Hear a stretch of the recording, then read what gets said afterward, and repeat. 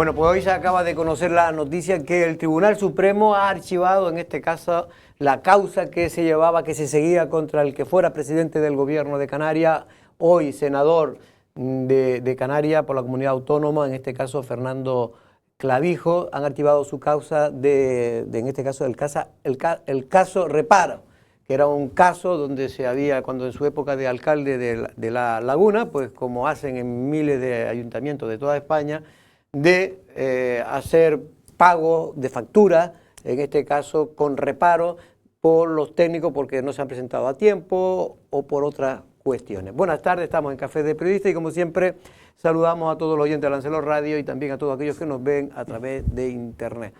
Don Manuel García Dienes, buenas tardes, don Manuel, ¿cómo estamos? Hola, buenas tardes, Jorge, muy bien. Ahora le preguntaré sobre este tema, también vamos a presentar antes en la mesa de análisis y de debate de Café de Periodista a Valentín Ollané. Buenas tardes, Valentín, ¿cómo estamos? Buenas tardes, Jorge, muy bien, muy bien. Bueno, Valentín, ahora ya que te tengo a ti, este caso, el caso Reparo, se suma al caso Grúa y también al caso, si no me equivoco, Corredor. Sí, Corredor. sí, sí. Todo ya archivado. Ya por fin, Fernando Clavijo, miren que lo han intentado, que le han puesto trampa, no ha caído ninguna.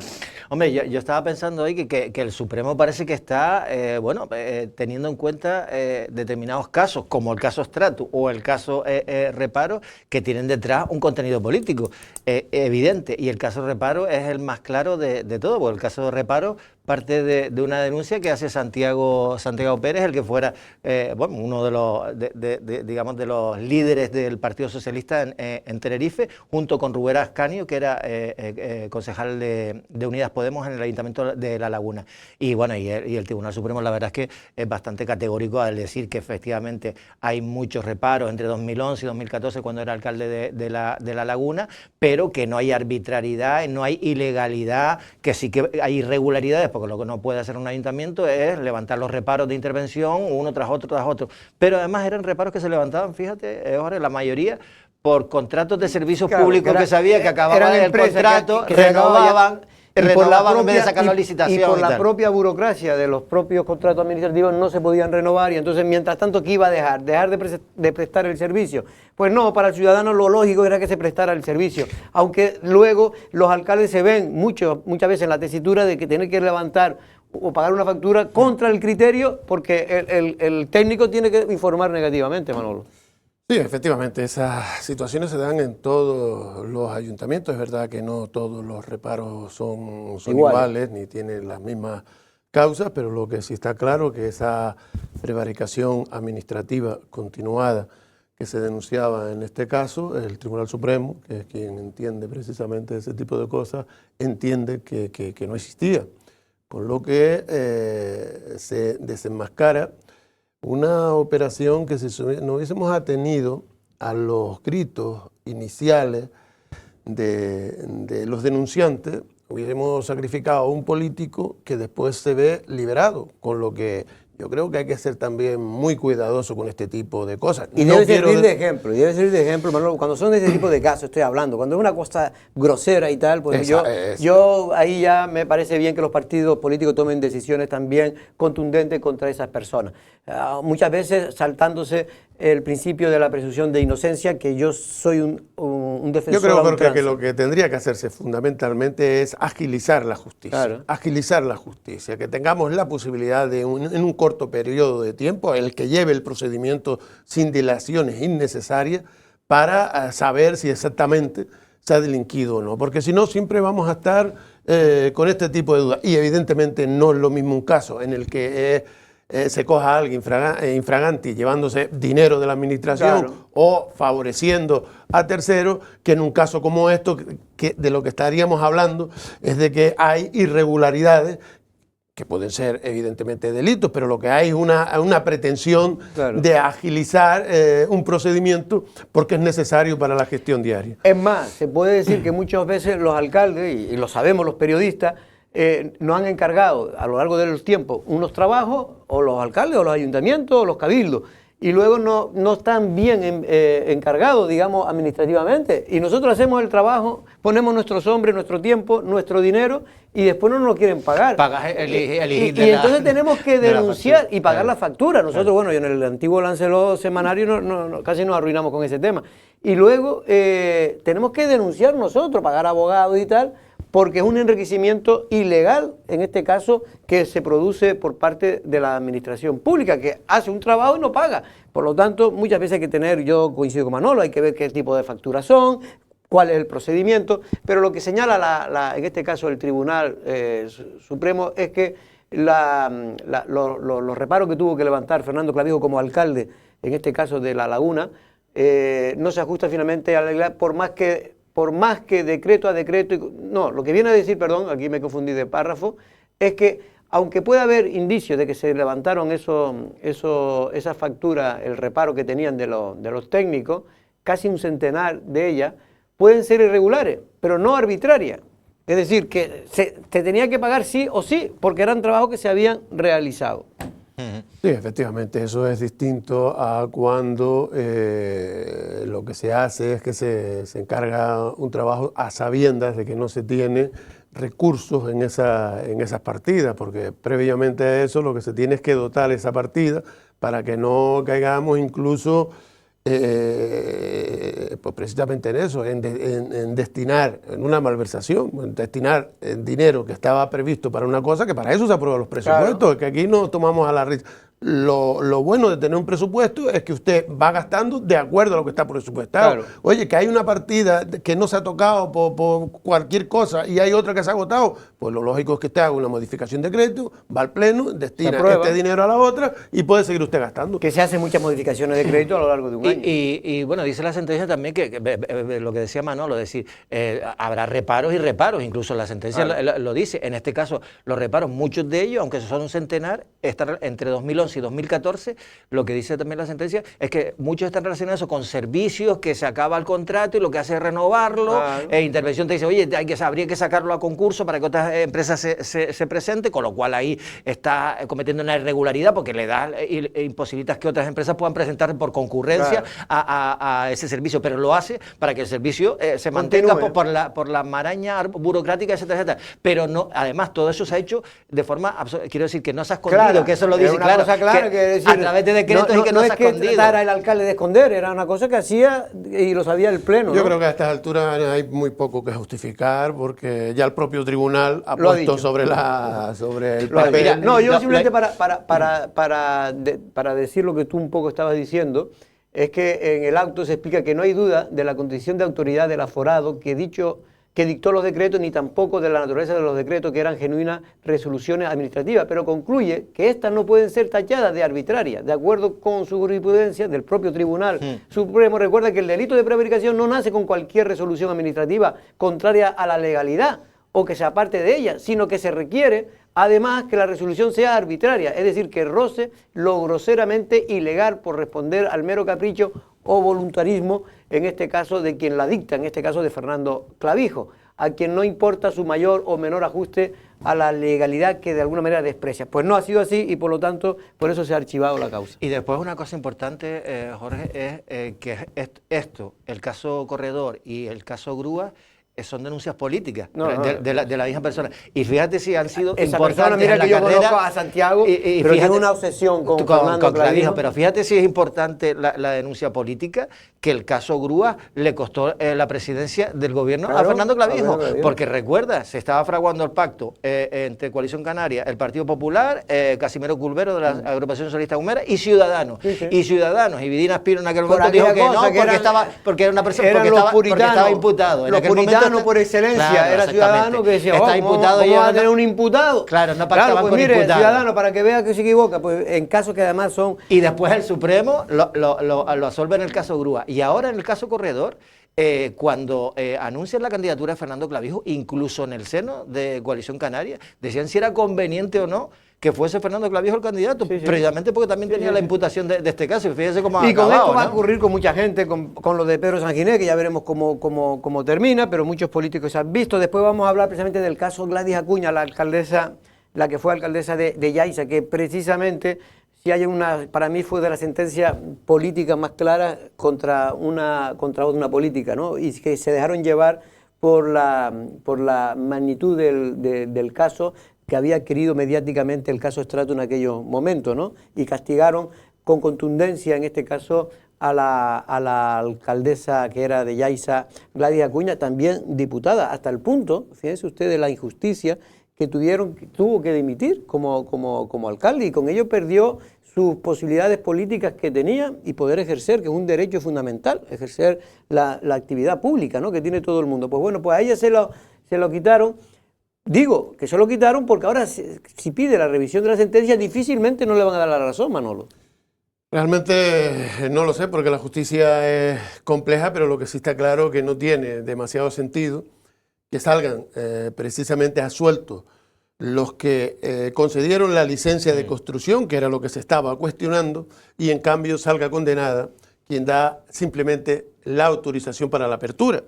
O sea, en ese caso concreto es sorprendente, más cuando precisamente se hace con todos los informes favorables, con todos los informes técnicos favorables, e incluso en el Tribunal Superior de Justicia de Canarias, el presidente del tribunal hizo un voto particular diciendo que no tenía sentido condenar a una persona por tomar una decisión que en caso de que hubiese tomado la contraria y hubiese sido también denunciada, porque imagínese usted, si me condenan por haber aprobado algo con todos los informes favorables, imagínese usted lo que hubiese pasado si no lo apruebo con todos los informes favorables. Yo en ese caso hubiese entendido esa sentencia si se hubiese demostrado una asociación ilícita entre los técnicos y la alcaldesa para delinquir, para tomar una decisión ilegal. Pero en ningún momento en la sentencia se acuerda o se demuestra que la hubiera, con lo que están es cuestionando la capacidad que tienen los técnicos de informar a una alcaldesa, porque da la casualidad que Gladys es abogada, pero usted imagínese que algunos de nosotros que no lo somos alcaldes. O sea, yo tengo que confiar que la parte técnica, la única decisión que yo tomo es si se aprueba o no se aprueba, pero yo no tengo por qué saber derecho. Efectivamente, y en este caso hay que decir que además de lo que acaba de decir Manolo, hay que añadirle que por eso le metieron 7 años de inhabilitación, pero finalmente fueron 14, porque además también, para que vean ustedes el disparate a veces que comete la justicia, la condenaron a Gladys por no cerrar la bodega, porque le pedían que tenía que haber cerrado la bodega porque contaminaba.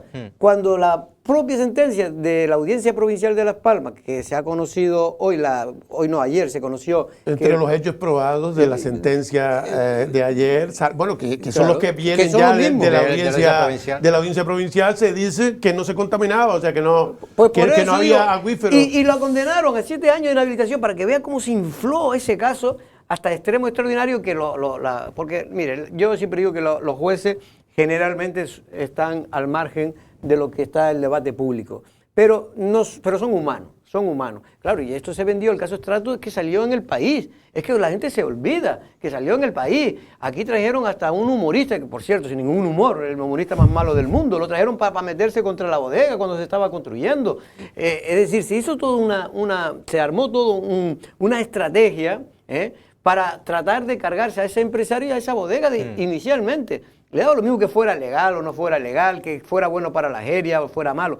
La idea era cargarse al empresario, entre otras cosas, porque hay que recordar todos los antecedentes, entre otras cosas, porque la Fundación César Manrique, que fue la que organizó lo de la parodia de este humorista, si le podemos llamar así a este señor, se sentía en aquel momento agraviada porque los empresarios del sur, creía que los empresarios del sur estaban envueltos en la denuncia que se presentó en aquel entonces contra la Fundación César Manrique por la famosa Casa de las Cúpulas, que finalmente, como sabe todo el mundo, fue condenado a derribarla. Por suerte no la han tirado, porque yo soy partidario de que no tiren esa construcción, pero por suerte no se le dio. Pero es verdad que hay una sentencia que obliga a tirar esa casa. Una sentencia firme, cuya resolución era que había que restituir. Por lo tanto, si hay que restituir, hay que tirarla, ¿no?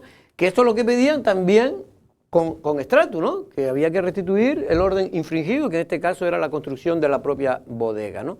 Pero digo que lo del caso de Gladys, y también hay que recordar que eran también varios miembros de la Junta de Gobierno, también fueron condenados. Es verdad que a menos años, porque a ellos se le consideraban que solo era responsable de la licencia de actividad, pero no de cerrar la actividad, en este caso de la bodega. Pero fíjate que en esa sentencia el voto particular que comentaba Manolo no era de cualquiera, además, era del mismo presidente del TSJC, Antonio Doreste. Es decir, que le sirvió como argumento también a Gladys Acuña para recurrir ante el Supremo, pero no tuvo en cuenta el recurso ese de casación porque no fue favorable a Gladys Acuña. Pero efectivamente la mayor contradicción entre otras de todas es decir que condenaron a unas personas por darle licencia de actividad cuando ahora hemos visto que la licencia de construcción era perfectamente legal y no habían cometido ningún tipo de delito y condenan a los que le dieron la licencia para que eso que ahora sabemos que es perfectamente legal pudiese funcionar. Eso me parece una de las grandes contradicciones. Y ahora mismo a Gladys Acuña, si pide la revisión de la sentencia, pues tiene la sentencia de estratus de ahora que le podría decir. Y Gladys Acuña ahora sería la líder de UPI, sería alcaldesa de No, la líder de UPI Yaiza. creo que no, porque UPI, como ella lo dejó, ya no existe. Me parece que es otra. Pero es otra se podría ser pero alcaldesa. Lo que Manolo, a eso me refiero. Lo que sí es verdad es que en este caso lo que ha pasado, sobre todo refiriéndome a la bodega, a una bodega premium, o sea, si en Lanzarote ahora estuviéramos estuviéramos buscando una forma de revitalizar el paisaje protegido de la Jeria, el más futurista de nosotros proyectaría lo que es Estratus. Digo, olvidémonos de legalidad y de ilegalidad. legalidad o legalidades. Usted va a la Jeria, mira, yo me he recorrido todos los senderos de la Jeria, he pasado por las montañas de Ama, por las montañas de Tizalaya, por todos lados. La que menos impacto tiene es esa bodega, pero no solamente es la que menos impacto tiene, sino el atractivo visual que tiene supera a todas las demás de forma increíble, pero además es normal porque se hizo a conciencia, es la única bodega que se ha hecho a conciencia con una inversión que nadie haría en ese paisaje protegido. Usted va a la Jeria y da vergüenza ver los tanques de aluminio, como por ejemplo los tiene la Jeria porque no le queda más remedio, los tiene el Rubicón porque no les queda más remedio, pero tiene un impacto terrible. O sea, va usted. Pero tú sabes que todas esas bodegas han solicitado intentar hacerlo semisubterráneo para poder meter almacenes, para poder meter eso. Y no se lo permite. ¿Saben por qué no se lo permite, Manolo? Porque no se ha aprobado el famoso plan de la Jeria. El plan especial que el Cabildo tiene guardado desde pero hace que en 4 años no se ha tocado. Cuando en el anterior el Partido Socialista gobernaba con Coalición Canaria y trabajaba en el tema, pero es que en este mandato se ha olvidado, y esa es una de las grandes contradicciones del Partido Socialista, porque hay cosas que me puede decir que no han podido hacer por la pandemia. Pero oye, que un arquitecto trabaja en su ordenador. Pero y además que el plan estaba acabado. Solo era adaptar porque fue por lo que cayó por lo que fue, digamos, suspendido ese plan, porque ese plan se aprobó y fue suspendido. A la ley del suelo. Fue adaptarlo a la ley del suelo y, sobre todo, las personas que lo recurrieron no tenían nada que ver con las bodegas, eran personas particulares que tenían casas, que se sentían agraviados en sus pretensiones, que era poder también ampliar sus casas, ponerlas, modernizarlas y tal, que yo me parece también justo que sea así, esa gente también se merecía que se le pudieran mejorar. Pero no comparemos una cosa con otra, no se trata de que unos sí y otros no. Lo que quiero decir es que esto es una consecuencia, el caso Estratus ha hecho que el PSOE no haya tenido ningún empeño en sacar el plan especial. ¿Y sabe por qué? Porque el plan especial recogía la regularización de todas las bodegas, no solo de Estratus, de todas las bodegas, la posibilidad de que se pudieran construir precisamente porque lo consideraban como elementos estructurantes fundamentales para preservar precisamente el paisaje de la Jeria, que es lo que se pretende. Con el amparo de la ley del suelo que también permitiría eso. Pero mira una cosa, hablando antes de yo lo dije ayer, la gente dice que exagerado, que precisamente se acaban de dar los premios PRIS, que a mí es que la bodega La Jeria me parece que tiene, que son los premios de arquitectura.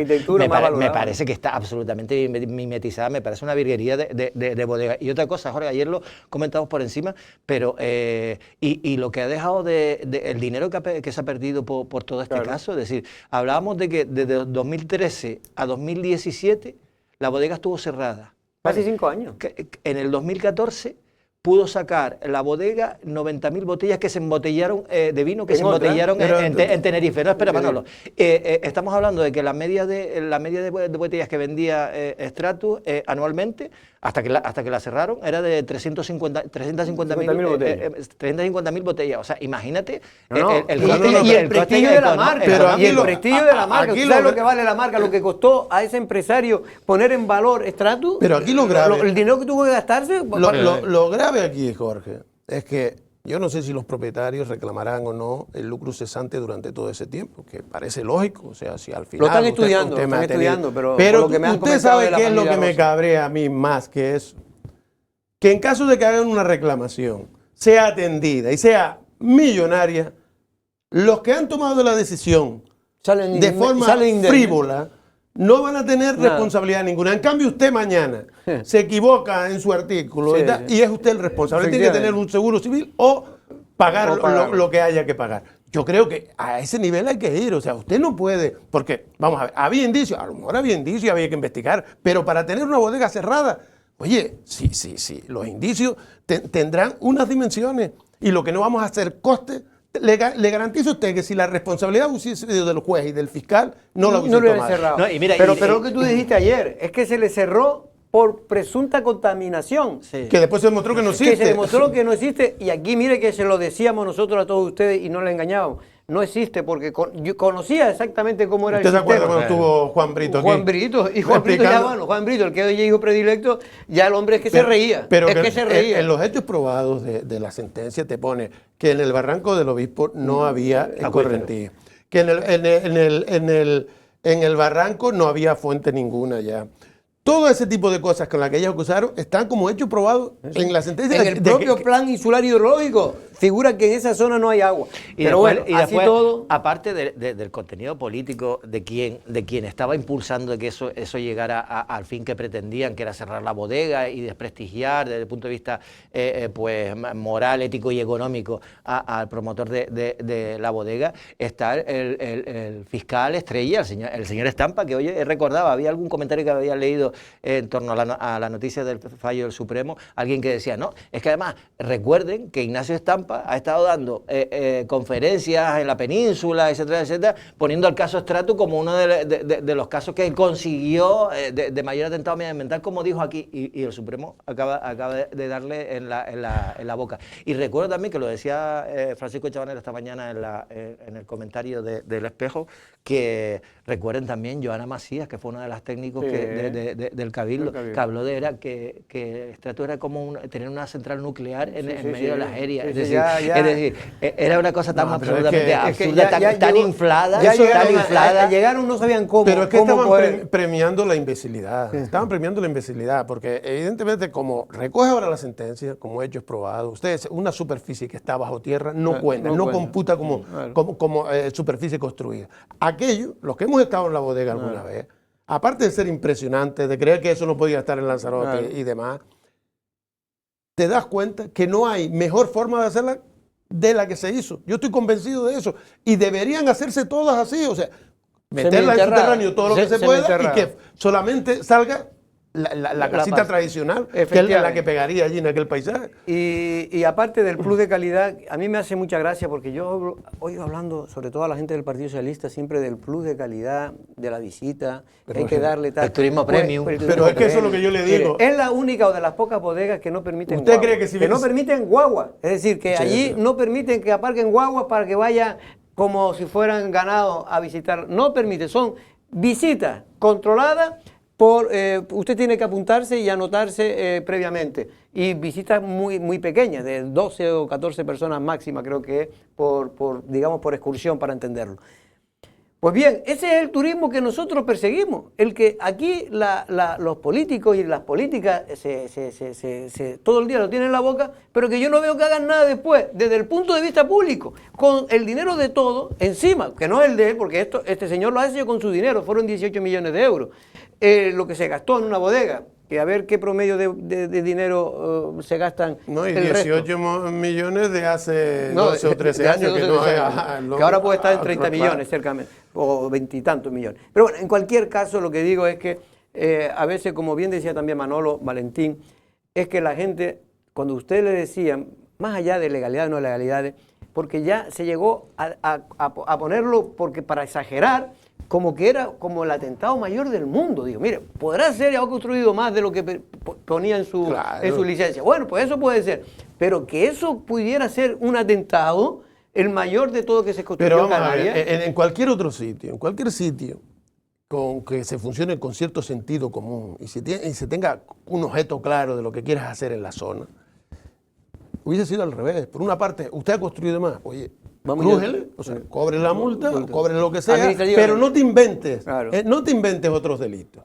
No digas que contamina si no contamina, no digas que tenga un impacto cuando no tiene, porque eso lo que hace es que cuando vayamos allí nos sentimos defraudados. Oye, ¿qué es esto? No tiene nada que ver con esa realidad. Ya no digo nada con el que se metieron Seprona, porque le tenían allí como los perros, le tenían allí a 2 perros siempre todos los días cuidando a ver si movía cualquier pieza. No digo nada cuando construyó el portal de Belén famoso, que se lo cerraron, el portal de Belén que estaba abierto. Eso, es que usted lo eso dice ya es ridículo, es que es ridículo. O cuando le pidieron una multa, que después se lo tuvo que quitar la Consejería de Agricultura, porque dice, mira, una cosa... Pues tenía una palmera con 2 cabezas y decía que tenía una palmera además. Eso vamos. Es que ya la estupidez puede llegar a veces al límite, pero el daño que le han hecho a esa familia, la gente no lo sabe, que ya no solo es económico, porque el económico al fin y al cabo, bueno, más tarde o más temprano se podrá recuperar o no, pero el daño que le han hecho, porque es que no solo el empresario, su familia, su mujer, sus hijas, es que no saben lo que ha pasado. Igual que el resto de acusados que estuvieron durante 3 o 4 años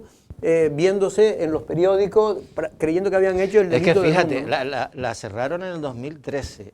Durante todo eso fue, digamos, la condena del telediario. Después fue el juicio en la audiencia provincial, parte se celebró en Arrecife, parte en Las Palmas. Durante todo ese tiempo, además, el medio de comunicación del que todos sabemos... Y encima pidiéndote una cantidad de años de cárcel importante. 15 años la fiscalía. 15 años. Y 21, transparencia urbanística. Y además, no pidieron más porque... Intentaron armarlo con todo tipo de delitos, el medioambiental, el urbanístico, robo, o sea, lo quisieron meter... Bueno, y después ibas al juicio, yo cuando estaba en la audiencia provincial y decía, pero Dios mío, pero si esta gente no tiene absolutamente nada. A mí me dieron que transparencia urbanística y dijeron, a ver, ¿cuáles son los delitos que existen en el Código Penal? Dice, pues todo esto se lo vamos a poner. Claro. A todo, dice, vamos a ponerle todo. Dice, porque alguno caerá. Bueno, pues realmente así es como se escribe la historia con los renglones torcidos en esta isla de Lanzarote. Por cierto, que hoy es el Día Internacional de la Mujer. Ya no se dice la mujer trabajadora, ¿eh? No. Ahora es el Día de la Día Mujer. Internacional de la Mujer. De la Mujer. Y bueno, aquí también va, como en todas las capitales. Que ha estado precedido con una batalla tremenda en el feminismo más tradicional de izquierda entre el PSOE y Podemos ayer en el Parlamento por la modificación de la ley del CSI, que ha acabado con una modificación en la que ha quedado fuera parte del gobierno y la otra parte que preside, que es la que lidera el presidente, que con el apoyo del Partido Popular y de Vox. ¿Vos también votó a favor? Sí, no, Vox estuvo. Vox estuvo, le apoyó el PP, Ciudadanos, exacto, Coalición Canaria, le apoyó también, le apoyó, por ejemplo, el PDCAT, el PNV. Y 200 y pico votos creo que sacaron. Y se abstuvo. Sí, pero el voto decisivo fue el del Partido Popular, porque claro. si tiene los votos. No, evidente, si no llega a votar el Partido Popular. Si no vota el Partido Popular, pero oía usted después la intervención de Gamarra, era tremenda de dura, y decía que aquello no era. Lo que se estaba aprobando no era una modificación, sino una enmienda a la totalidad al gobierno de Podemos y del PP y del PSOE, que no son capaces de ponerse de acuerdo, porque allí lo que se está enmendando es una ley que aprobaron ellos. Es verdad. El PP se ha puesto de acuerdo con el PSOE para votar en contra de ellos. Hace 3 meses. Sí. Hace 3 meses, que creo que no tiene mucho más. Pero yo creo que esa ley, y en 3 meses ya han salido. El partido, el PSOE, con toda la razón del mundo, el apoyo que ha obtenido me parece fenomenal, porque es que quien está equivocado, y lo estamos viendo por las consecuencias que ha tenido la ley, es la ley de Unidas Podemos. Y lo más absurdo de todo esto es que siguen diciendo que no, que es que lo que pretende el Partido Socialista es volver a una ley retrógrada que no va a tener en cuenta pues, la agresión como violación, etcétera, cosas de ese tipo. El tema del consentimiento. Cuando estamos viendo, que se rebajan penas, que también se ha manipulado. Yo he hablado con abogados penalistas y cuando hablan del consentimiento, el consentimiento siempre ha existido en el Código Penal, ahora y el antiguo. Siempre era...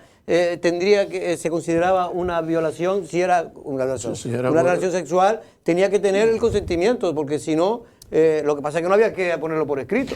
Lo que pasa es que hoy es eso, Día Internacional de la Mujer, y estamos hablando de los líos políticos que tienen los socios. Bueno, lo bueno es que la sociedad ha avanzado mucho, la gente no recuerda cómo era el mundo antes, y sobre todo en España y en Canarias, y hemos avanzado mucho. Efectivamente todavía hay mucha gente que son machistas, hay mucha gente que todavía el micromachismo cultural existe, lo tenemos todo, y casi todos los hombres por la propia cultura, por cómo nos educaron nuestros padres, pero sobre todo nuestras propias madres, pues existe ese micromachismo cultural, pero por suerte yo creo que hay una conciencia general que yo creo que ya nadie puede, es decir, desde hace años creo yo, que ya nadie pone en duda de que un hombre puede tener más derecho que una mujer. Vamos, porque hemos salido a la calle, hemos hablado también y anunciamos que, en este caso, qué manifestaciones están preparadas para hoy.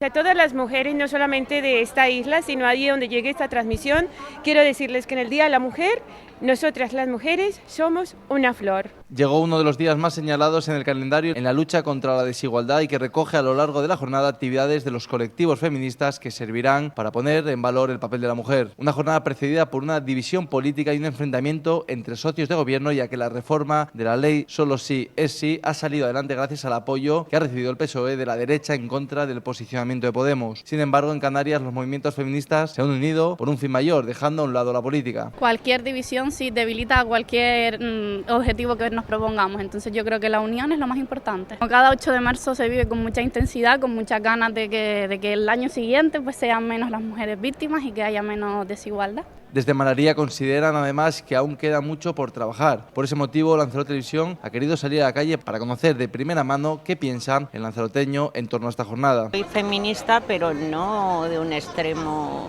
Claramente sigue habiendo desigualdad y nos queda mucho por conseguir todavía. Necesitamos también un día del hombre. Ya tenemos un montón de poder. Podemos hacer muchísimas cosas. Y el día que se saca esta cosa, el hombre pobrecito, ¿qué hace? No, hacemos un día del hombre también. Tienen sus derechos porque las tenían muy arrinconadas y también tienen derecho a tener un poco de libertad y no ser tan egoísta con ellas. Mujeres es que estamos ahí a pie de cañón, ¿eh? Somos la pera limonera. Que está bien que hayan puesto un día especial para la mujer por cuestión de la igualdad, y que bueno, y hay que celebrarlo. Las formaciones políticas y las diferentes administraciones también se volcaron con esta fecha señalada. Las mujeres seguimos teniendo reiterados ataques por sectores machistas cuando reivindicamos nuestros derechos. Y el Cabildo leyó un manifiesto para recordar la importancia de este día. A lo largo de la jornada se desarrollarán varias actividades, como la manifestación que organizará Manaría a partir de las 7 de la tarde desde la Plazuela. Pues un día que yo creo que es un día especial, está muy marcado, como decía Valentín Manolo, por el tema de lo que ocurrió ayer mismo, un día antes, es que también las cosas parece que son coincidencias o no, en el Congreso de los Diputados, ¿no? Hombre, la idea, quiero decir, lo bueno del Día Internacional es que fuese, digamos, un día de reivindicación, ¿no? de derechos para la mujer que todavía no tiene, etcétera, etcétera. Pero evidentemente ha quedado pues un poco descafeinado con lo que pasó ayer, entre otras cosas porque aquellos que están abanderando sobre todo el movimiento feminista, hemos visto cómo adoptan unas actitudes absolutamente impensables, ¿no? Es decir, a mí lo de Unidas Podemos me parece una cosa que no termino de entender por qué se empecina en que no se enmiende una reforma de una ley que está teniendo perjuicios, es decir, y además unos perjuicios graves. Yo lo comentaba ayer, Jorge, porque para mí lo peor de todo esto es que tenemos a toda la prensa pendiente del número de revisiones de sentencias que se hacen, que ya va, hay contadores en los telediarios, hay 700, ayer creo que era 722 y en torno a 72 que ya han sido escarcelados, agresores sexuales, violadores, etcétera, etcétera. Pero claro, tú imagínate toda la gente que se ve afectado, que se ha visto afectado por esa sentencia, que ahora vea como aquellos que le agredieron, que la violaron, etcétera, etcétera, pues están en la calle, en algunos medios de comunicación se pone hasta su nombre. Me parece una cosa tan gravísima, y eso pasa justo el día antes del Día Internacional de la Mujer, con lo cual me parece la verdad que un poco absurdo todo, y lamentable por parte, sobre todo en este caso de Unidas Podemos, porque yo estoy en la postura de que efectivamente esta ley había que enmendarla de alguna forma para evitar esa sangría que ha provocado con diferentes, porque son sentencias de todas las audiencias provinciales de todo el país, es decir, la mayoría de los jueces están interpretando lo que Unidas Podemos quería que no se interpretara, pues lo están interpretando todos los jueces, y yo no creo que sean sentencias de jueces machistas, simplemente están aplicando la ley, o sea que ley está mal. Por cierto, que ya hablando más estrictamente del Día de la Mujer, de los actos que se están haciendo en Lanzarote, hay un homenaje a las trabajadoras conserveras de la isla de Lanzarote, que mucha gente que nos están viendo tienen ya edad para saber que efectivamente conocieron esa realidad que existía en Lanzarote en los años 60 y 70, Manolo, donde quizás las primeras trabajadoras industrializadas, no sé si se puede decir así, pues fueron precisamente las que trabajaban a tiempo parcial, porque realmente no trabajaban durante todo el año, pero trabajaban durante por lo menos 8 o 9 meses al año en las famosas conserveras, fábricas de sardinas. Sí, efectivamente, hay que tener en cuenta que Lanzarote en esos años estaba todavía en una sociedad precapitalista, donde precisamente la aparición de estas fábricas empiezan a dar un entorno del sector secundario, o sea, de la zona industrial, de la elaboración de productos básicos, en este caso el enlatado de sardinas y demás.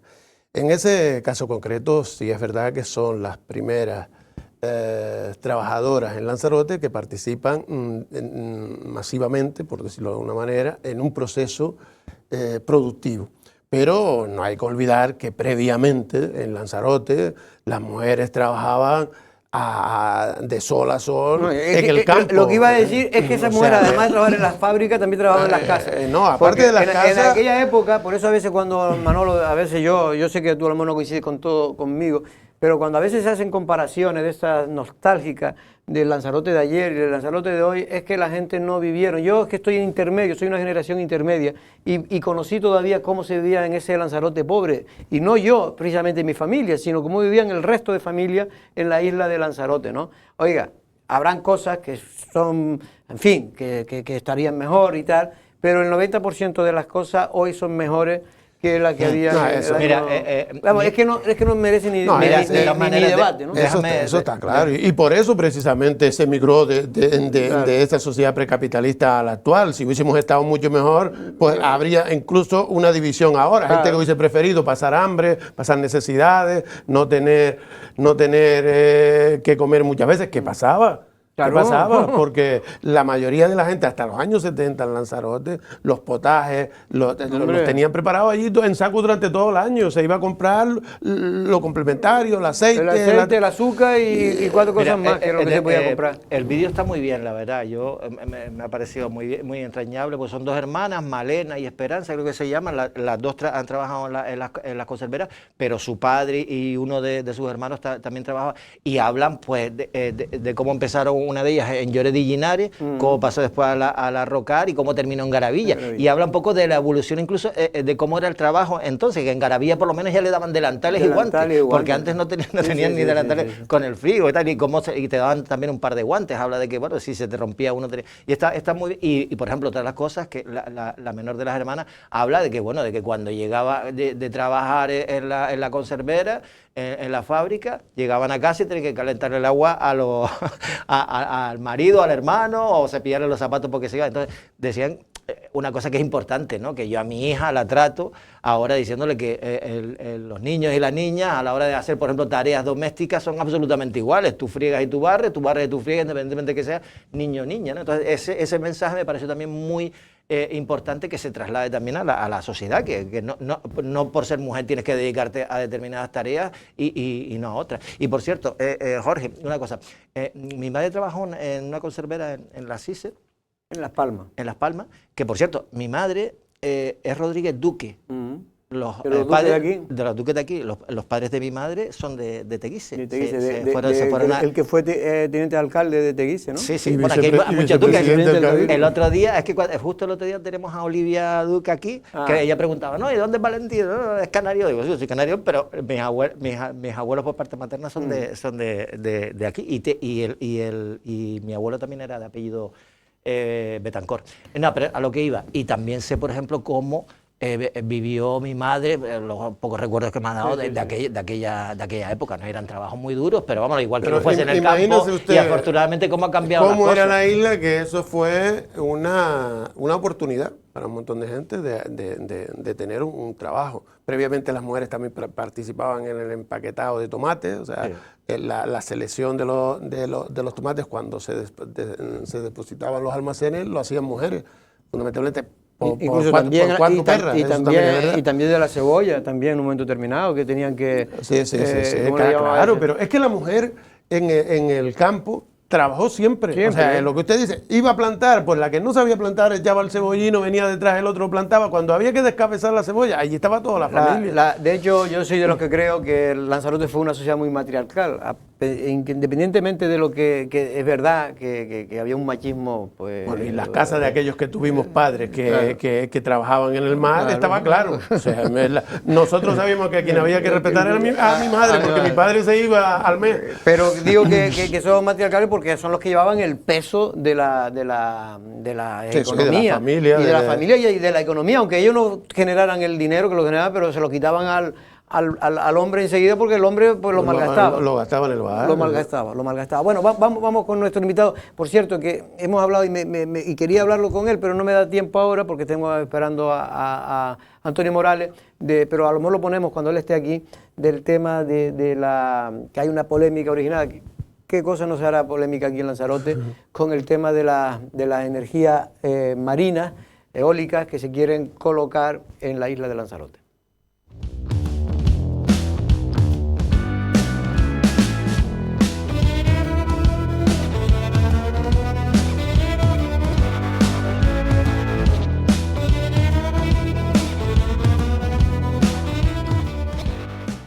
Bueno, pues ya estamos aquí con el líder del movimiento renovador de Tinajo, Antonio Morales. Muy buenas tardes, ¿cómo estamos, Antonio? Buenas tardes, muy bien. ¿Cómo están las cosas por Tinajo? Hombre, ahora buen tiempo, ¿no? Muy buen tiempo. Sí, la verdad que está el tiempo de verano, si no... Tinajo mucha gente lo desconoce, Antonio, estamos aquí hablando antes de agricultura. Es posiblemente uno de los municipios más... es verdad que casi todos los municipios del interior son agrícolas, o eran agrícolas, pero Tinajo fue uno de los que más... Es todavía. Y lo Sevilla sigue siendo uno de los primeros, ¿no? Claro, Tinajo, desde cuenta de esa época no la conocí yo, pero del tabaco fue uno de los municipios punteros, luego la cebolla, grano, Tinajo se plantaba mucho grano, sandía, la zona de la Caldera del Cuchillo, que según los expertos es una zona muy, además, buena de sandías y encima buena sandía, es decir, muy sabrosa. Y hoy sigue siendo el municipio que mayor producción de uva produce en la isla de Lanzarote. Es verdad que ha mermado mucho el sector primario, pero estoy con usted que es un municipio todavía por descubrir. Hay mucha gente que no conoce el Tinajo auténtico, ¿no? El senderismo, la zona, la cantería antigua, la zona que hablamos de Caldera Blanca, todo ese lo que es el preparque, es una zona espectacular. Bueno, Antonio, usted se va a presentar otra vez, va a intentar, en fin, sacar los mejores resultados, a ver si puede ser alcalde de Tinajo, pero es una plaza muy complicada, ¿no? Usted lo sabe porque usted estuvo en el equipo de gobierno del que hoy es alcalde de don Jesús Machín. Sí, efectivamente. Bueno, sí, complicada, además, efectivamente yo estuve en el gobierno y en aquel entonces te cuenta que se llegó a tener 10 de 13 concejales, hablamos del año 2007.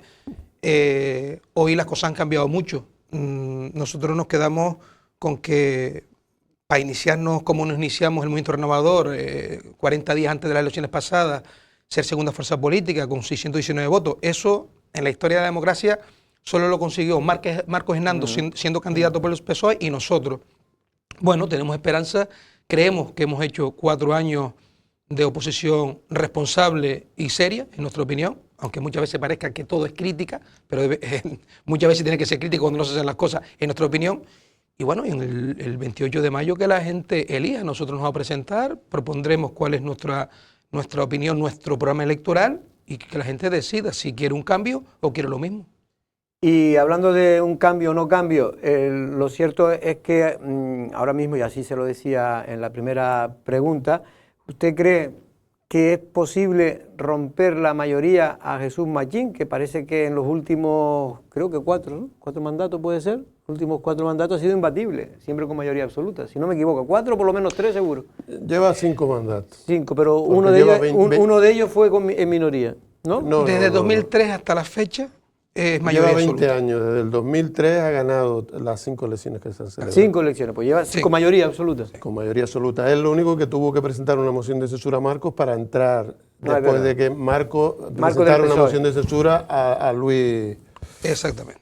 Digo porque allí más o menos, yo he hablado aquí con Jesús Machín muchas veces y él, bueno, él cree que él está haciendo una gestión importante, como él le gusta llamar, cercana, efectiva, para resolver los problemas. Ahora mismo, ¿cuáles son los problemas que tiene para usted, Tinajo, que resolver? Si usted fuera el alcalde, ¿en qué se fijaría? Mira, en Tinajo no hay ni gestión ni planificación.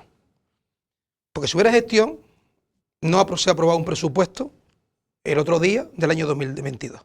Si hubiera gestión, ya estuviera un plan general aprobado, que desde hace 15 años que no se mueve ese plan general. Un plan general es algo tan básico, tan potente, que es lo que viene a regular el suelo y a generar empleo y economía en un municipio. Ustedes saben de lo que estamos hablando. El problema del agua, que no se ha solucionado, que parece que se solucionó el problema del agua. Gestión es estar 4 años sin pagar el agua a una empresa, a una consumición que está hecho. Bueno, ya creo que hay un plan de pago. Ya, eso lo dice usted que hay un plan de pago. Yo no lo he visto todavía, ¿no? Ni lo ha enseñado. No, quiero decir porque aquí se habla muy alegremente, pero después cuando pedimos la información, que por cierto, 4 años solicitando información y no nos han contestado a nada. Incumplimiento de la ley. ¿Vale? Cero transparencia. Mire, en el 2015 se redactó un proyecto, por ejemplo, de la visera del campo de fútbol, de las gradas, que hoy en día eso es vital por cómo han cambiado los tiempos. Oye, para cuando haya fútbol se pueda a la gente cobijar. 2015 proyecto hecho. A día de hoy, no solo que no hay proyecto, no solo que no se ha modificado el proyecto, sino que se ha invertido. Entonces, que me explique a mí lo que le llaman gestión y planificación. Igual yo estoy equivocado y hasta me convence a mí. Yo le puedo garantizar que a día de hoy, exceptuando que se aumentó, para ser justo, la partida a los estudiantes y la partida a servicios sociales, era de sentido común por todo lo que se pasó con la pandemia, no conozco otro proyecto que pueda decir, mire, un proyecto para el futuro del municipio. Manolo. Bueno, usted se presenta con toda la ilusión del mundo, también está en la oposición el Partido Socialista, se presenta también la misma candidata, Begoña Hernández, o sea que estamos en un escenario muy parecido a hace 4 años. ¿Qué le hace pensar a usted que esta vez sí puede ser? ¿Qué hay distinto ahora de hace 4 años, de hace 8 años, de hace 12 años, de hace 16 años, para que esta vez sea la definitiva? Bueno, que el actual alcalde y grupo gobierno han llevado al municipio a una situación sin retorno. Ponía un ejemplo antes, claro, sin presupuesto, sin plan general y lo que decía. Todavía estamos esperando a ver si hizo gestiones con costas para solventar el problema de la isleta de la Santa.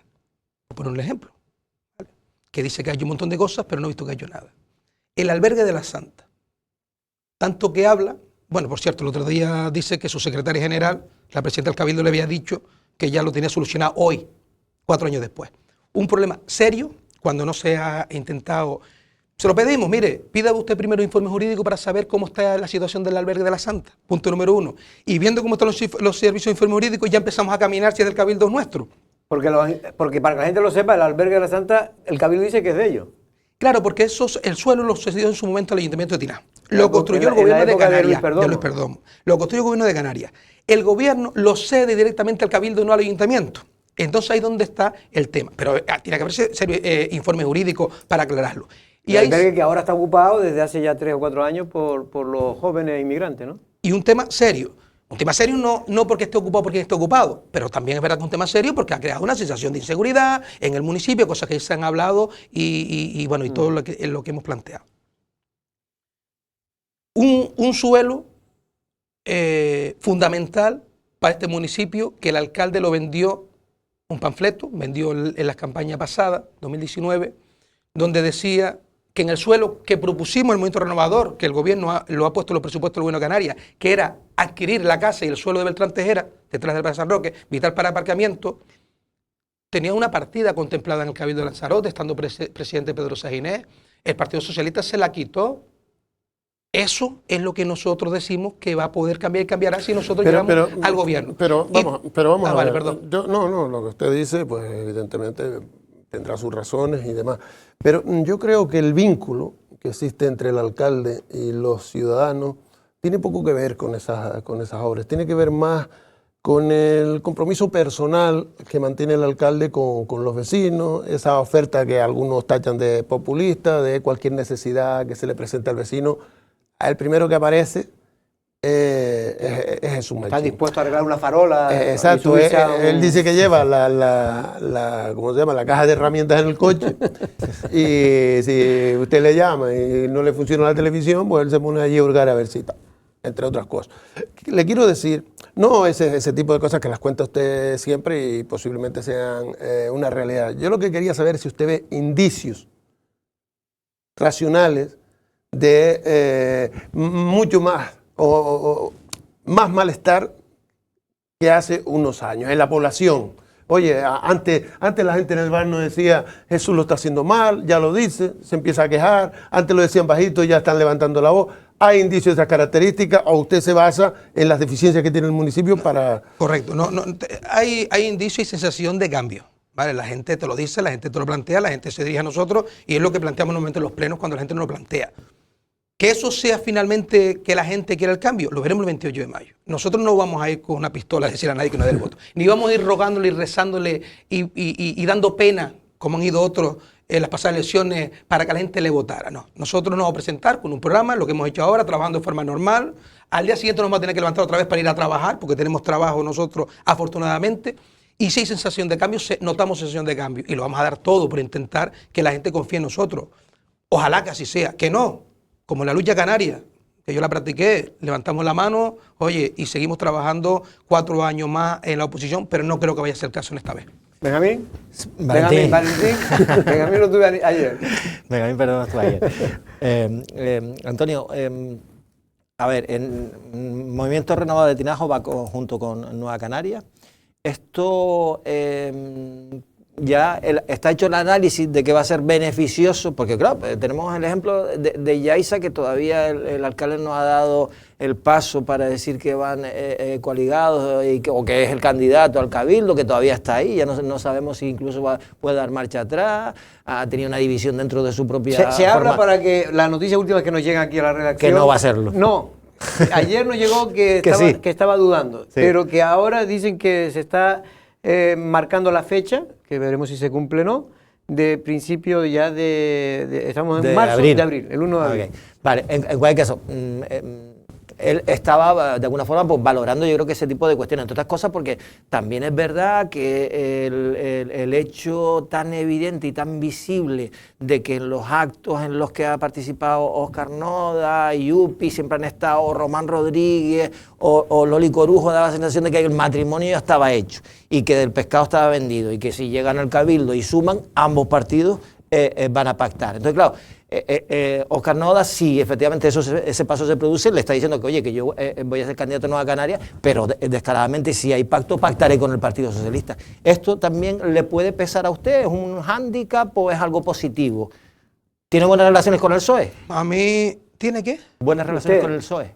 Yo tengo buenas relaciones con personas del Partido Socialista, pero no soy socialista. Y soy un socialista convencido, creo que ahí lo reduzco. Y fue usted también crítico, hay que decirlo, con el Partido Socialista en su día también. Y lo sigo siendo. Sí, no concibo como lo que pasa con Plan Insular, lo que pasa con el agua, lo que han venido a destapar y todavía no han destapado nada. Por lo tanto, insisto, son cosas que a mí me ponen de mal humor porque se me engañando a la gente. Que afecta a Tinajo. Por ejemplo. Entonces, nosotros tenemos clarísimo que era lo mejor que... A nosotros entendíamos que lo mejor que podía pasar es irnos solos a las elecciones como fuimos las pasadas. Ir como Movimiento Renovador solo. Pero es verdad que cuando Nueva Canaria se interesa en intentar llegar a un acuerdo con nosotros, ponemos arriba de la mesa varias cosas. Y entre otras cosas, planteé antes 2 proyectos que eran vitales para nosotros. Y era el tema de la Santa, proyectos para la Santa y las inversiones para adquirir la casa y el solar de Beltrán Tejera en la plaza.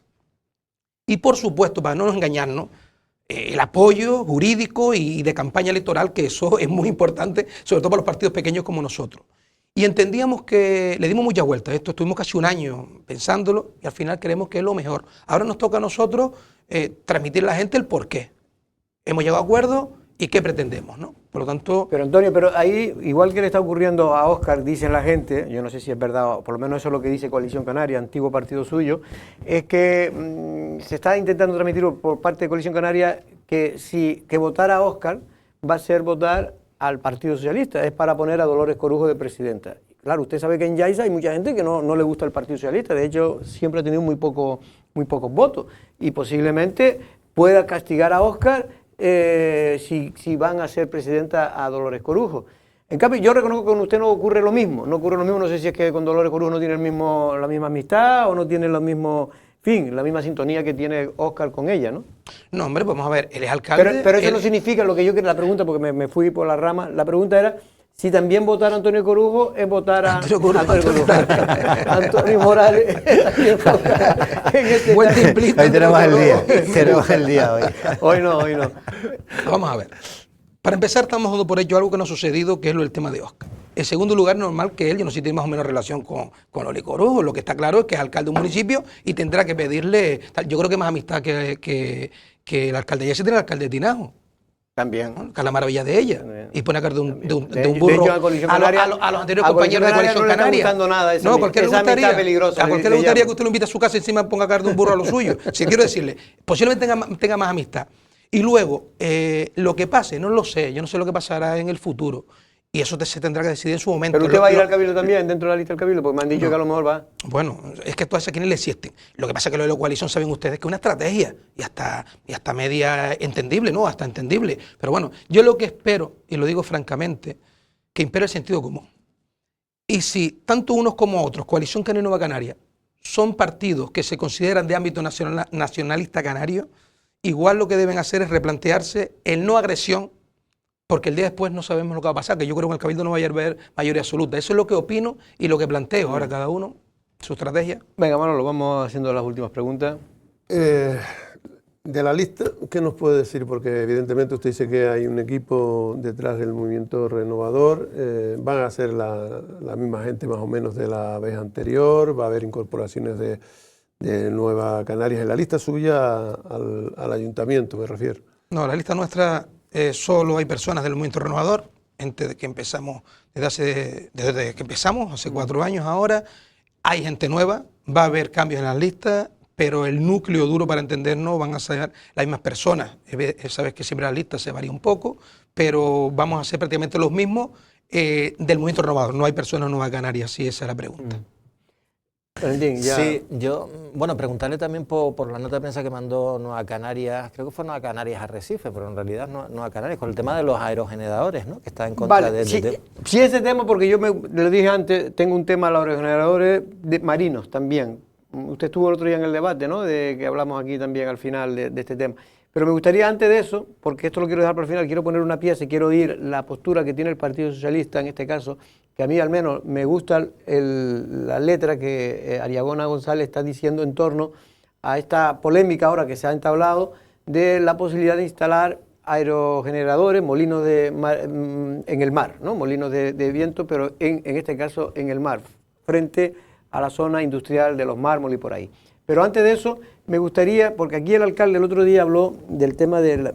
para mí La Santa, sinceramente, y se lo he dicho al alcalde, todavía lo que es el pueblo, lo veo un pueblo bastante que necesita una modernización. Por terminar, ¿no? Y por terminar, es como un pueblo siempre inacabado, ¿no?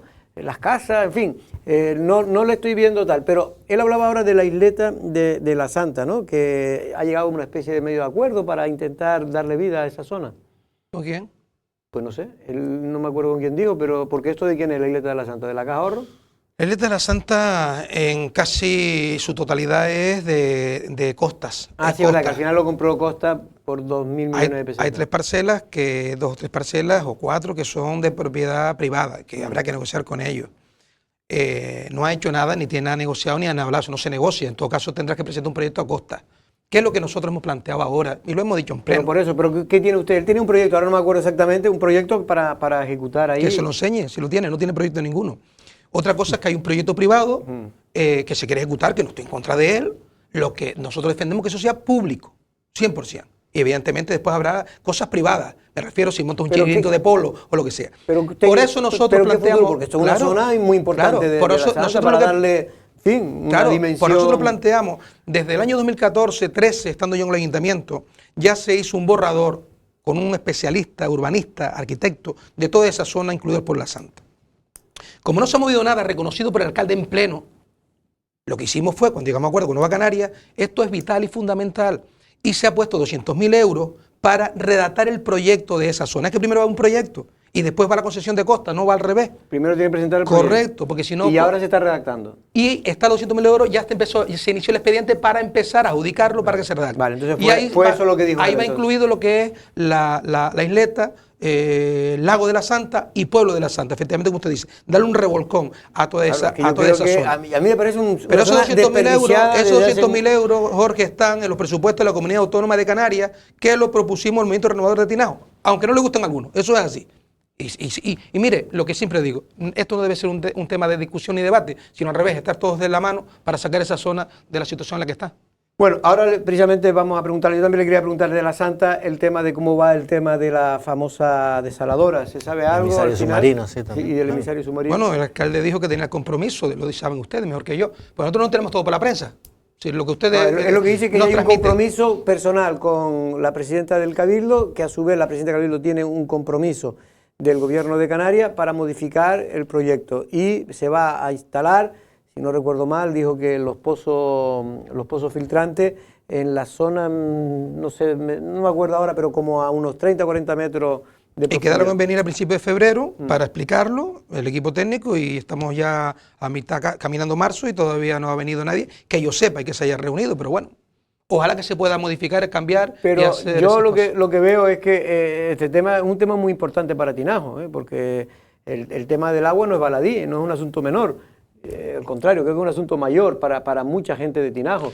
Y yo me temo que estas cosas se pierda una inversión que es muy importante. No, y encima se ha complicado porque después también, sabes que hay, bueno, el Perico Pedro Hernández estuvo aquí diciendo que ellos no están de acuerdo con que esos pozos sean abiertos, sino que tendrían que estar... los pozos no, los tanques que tienen que estar cerrados. El tema del molino que también hay previsto en el proyecto, que tampoco dice que produce un impacto también. Exactamente, entonces claro, se está complicando por ahí la cosa. Y que muchas veces ustedes que han estado en política muchos años, Antonio, sabe que al final el político, si ve que hay mucho ruido, dice, mira, y al final encima es dinero que el que tiene que ponerlo es otro de fuera. Sí, si no hacemos nada, no nos pillamos los dedos. Ese proyecto lleva 15 años, entre una cosa y la otra, que se inició el expediente. Conozco algo del proyecto, no la parte técnica, porque lo he reconocido públicamente en el Pleno, porque yo no soy técnico, pero sí conozco de lo que va el proyecto. Se ha adquirido terreno para hacer los tanques de agua de los que hablamos, la balsa esa de agua. El ayuntamiento debía ya poner el suelo, que me imagino que tendrá a disposición donde va la desaladora. Claro, ahora que toca decir que no al proyecto, que se puede modificar, yo creo que no tiene que ser claro. Y quien debe explicarlo es el redactor del proyecto y los que elevaron los informes ambientales, porque tendrán mucho que decir. Que eso yo de menos. Yo lo que he hecho es una reunión de los técnicos, que son los que saben, y nos explican, mira, se eligió de esta forma por esto, pero si ustedes quieren, se puede cambiar, porque siempre hay alternativas, seguro, para este tipo de cosas. Pero lo que no podemos perder es la inversión. Antonio, déjame ver la pieza esta con Ariagona González y después me da tu opinión sobre el tema de los molinos marinos. No ha tardado en haber reacciones tras el anuncio desde el Gobierno de la Nación del nuevo Plan de Ordenación de Espacios Marítimos, que fijaba en Lanzarote como lugares viables para la instalación de aerogeneradores marinos, o también denominados como offshore, la lámina de agua que comprende desde Arrecife hasta Los Jameos. Al respecto, desde el Cabildo de Lanzarote se muestran partidarios de este tipo de tecnología y de proceder a la transición energética, aunque se matiza que el lugar apropiado debería ser las inmediaciones del puerto de Los Mármoles. Desde el principio, desde el primer momento, hemos dicho que si tuviese que existir eólica marina en Lanzarote, debería estar limitada a la zona de la costa antropizada, que eso es el muelle de el puerto de Los Mármoles y la central térmica. Y de todas formas, cualquier empresa que quisiera venir a instalarse a Lanzarote no tendría sentido que se instalase, por ejemplo, en Arrieta, que no hay ningún tipo de interconexión con tierra en la que la energía que se produzca se pueda llevar a tierra. Y en cambio en la zona antropizada sí lo existe. Aragona González reconoce que hay una empresa que ha solicitado un permiso para instalar un parque offshore de 12 megavatios, pero que solo se le daría autorización si la actividad se encontrara en la zona antes mencionada. Nosotros conocemos una empresa que ha mantenido reuniones con nosotros para explicarnos su proyecto de eólica offshore en Lanzarote, y nosotros lo que le hemos dicho a la empresa que para que el Cabildo esté de acuerdo con eso, eso tendría que estar en la costa antropizada de la isla, o sea, lo mismo que hemos repetido siempre. Eso no puede estar frente a cualquier sitio, tiene que estar asociada al puerto y a la central térmica, que es la central que hay que descarbonizar. Aún así, matizó que en los próximos 6 años será Gran Canaria la que acoja las primeras inversiones en este tipo de parques de aerogeneradores marinos y que servirá de proyecto piloto. Y el plan de transición energética, el PTCAM de Canarias,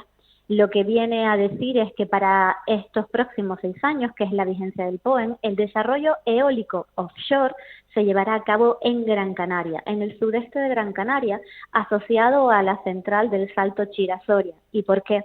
Porque estas grandes infraestructuras energéticas necesitan un almacenamiento energético para que esa energía se pueda almacenar de alguna forma y se pueda ser eficiente en su uso. Y ese almacenamiento energético es el Salto de Chira-Soria. Es decir, durante los próximos 6 años, la energía eólica en Canarias solo se va a desarrollar, la energía eólica offshore, o sea, en el mar, solo se va a desarrollar en el sudeste de Gran Canaria, debido a que se va a asociar a una central hidroeléctrica que lo que hará es almacenar energía. En cuanto a algunos partidos que se han mostrado en contra de este tipo de instalación por su impacto visual y se decantan por la fotovoltaica, González replica que con este tipo de energía solar no es suficiente. La fotovoltaica de autoconsumo está muy bien. Nosotros la potenciamos continuamente del Cabildo con líneas de subvenciones para todos aquellos usuarios y ciudadanos que quieran tener un autoconsumo en su casa.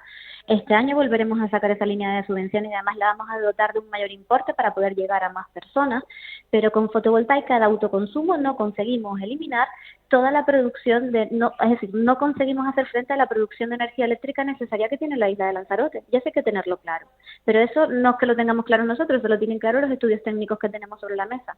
Es decir, las grandes infraestructuras son necesarias. No podemos llenarnos la boca hablando de medio ambiente y seguir quemando combustibles fósiles. El Cabildo, pues, no se muestra contrario a este tipo de implantación de aerogeneradores, mientras que cierta parte de los colectivos ecologistas niegan este paso a la transición energética por el impacto visual que pudiera tener. Antonio, antes que tú te pronuncies, como en este caso como responsable político de concejal de Tinajo, yo personalmente quiero decir que me parece las declaraciones de Aragona me parece bastante consecuentes. Es decir, es que todo este tipo de cosas siempre produce un impacto. Yo creo que una zona entropizada, como ella decía, que es la zona de los mármoles, que además da fortaleza de imagen industrial a Arrecife y a esa zona, yo creo que no estaría mal. Es verdad que no se puede poner en cualquier sitio. Hay ahora en el plan de ordenación de espacio marítimo de España, se aprobaba una zona que va desde los mármoles precisamente hasta cerca de, pues no sé si llega a Arrieta, cerca de Arrieta. No sé si es la mejor zona, eso lo tendrán que decir pero me parece, Antonio, que este tipo de cosas, no sé, los políticos tienen que ser claros, porque yo veo que la gente se pone de perfil con estos asuntos y no dicen claramente si están a favor, si están en contra, si es conveniente, o realmente ustedes necesitan, me imagino, que a un técnico le diga y le explique bien las cosas. No sé, ¿qué piensa usted? Totalmente de acuerdo. Esto, el plan insular, la circunvalación de Playa Honda, todo necesita plan especial de la Jería. Yo creo que necesita primero intentar consensuar entre los partidos políticos y apoyados por técnicos, que son los que te pueden decir los pros y los contras de esa historia. Que produce impacto, sin duda. Pero ¿qué hacemos? ¿Hay otra vía alternativa claro, que venga a cubrir la necesidad de estos molinos? No lo sé. A mí lo que sí me extraña es el Partido Socialista, ¿no? Es decir, que tanto ambientalismo, tanto proteger el territorio, tanto no sé qué, y de buena primera ya está de acuerdo con casi todo, con la circunvalación de Playa Honda, con el tema de los molinos. Pero yo pongo arriba de la mesa, primero, que la gente que entienda pueda poner arriba de la mesa los pros y los contras, y segundo, que se pueda alcanzar un acuerdo político de todo, incluido los de Nueva Canarias. Porque quitarlo a veces de un lado y ponerlo del otro es como lo del pescado, la cultura, Canarias, ¿no? Ahí el otro día sí, al menos hacía unas declaraciones ayer, creo que Armando Santana, y no era proclive al tema de los molinos marinos por la impacto y por el impacto ambiental, y también decía, creo que el impacto marino que podía tener. ¿Ustedes qué piensan, Manolo? Rápido. Yo estoy de acuerdo con el planteamiento del Partido Socialista de restringir el espacio en el que se pueden poner a una zona determinada que ya esté antropizada, como ella decía en su planteamiento, y además que estuviera cerca precisamente de donde está la central, que evidentemente se conecta, no hay que estar haciendo nuevas instalaciones y demás. A mí eso me parece acertado, y más, hay que aceptar un nivel de impacto. Claro. Evidentemente, hacer un puerto tiene impacto, hacer una construcción tiene impacto, lo que tiene que ser impactos asumibles. Y a mí que me gustan los molinos. No, sí, claro. Pero... A mí me gusta, me ven como escultura, yo no sé, pero eso también es mi opinión personal. A mí es que me gustan mucho las construcciones, ¿sabes? Me gusta mucho el campo, pero en las zonas donde se puede construir, que se construya cosas así innovadoras, modernas, me gusta. Es que si nos llevamos por el tema del impacto, todavía iríamos andando y en chola. Es decir, todo tiene que tener... Y después, además, lo que sí que hay es planificar. Es decir, tienes que planificar eso, lo que decía ahora, por ejemplo, una zona industrial donde vaya este tipo de cosas. Igual que van las aulas marinas, pueden ir las aulas marinas, van los molinos, etcétera, pero etcétera. Ahí es donde yo echo de menos, y creo que la crítica que se puede hacer un poco al Cabildo de Lanzarote, no sé si también va por ahí lo tuyo, es precisamente que estamos un poco, nadie sabe bien, porque esto ya tendría que estar hablándose, porque yo creo que esto va más allá del Partido Socialista, esto es cuestión de isla, y por lo tanto tiene que haber, sobre todo en los principales partidos, tienen que ponerse de acuerdo y no hacer política con estos temas. Yo creo que esto es lo que hay que... Eso lo hemos dicho en muchas ocasiones, Jorge. Nos hemos quedado atrás en todo. Cada vez que sale un planteamiento, nosotros decimos, ¿y dónde estamos nuestros políticos? Y no sabemos. Pues esa es la verdad. Antonio, pues mucha suerte. Muchas gracias, un placer. Ya lo tendremos alguna vez más por aquí antes que termine la campaña electoral, que todavía no ha empezado, pero lo parece, ¿eh? Sí, se adelantó la cosa. Valentín, muchas gracias por estar por aquí también. Saludos a Manuel García Deni. Nosotros no es una amenaza, pero mañana sí vamos a hablar del gobierno. Buenas tardes.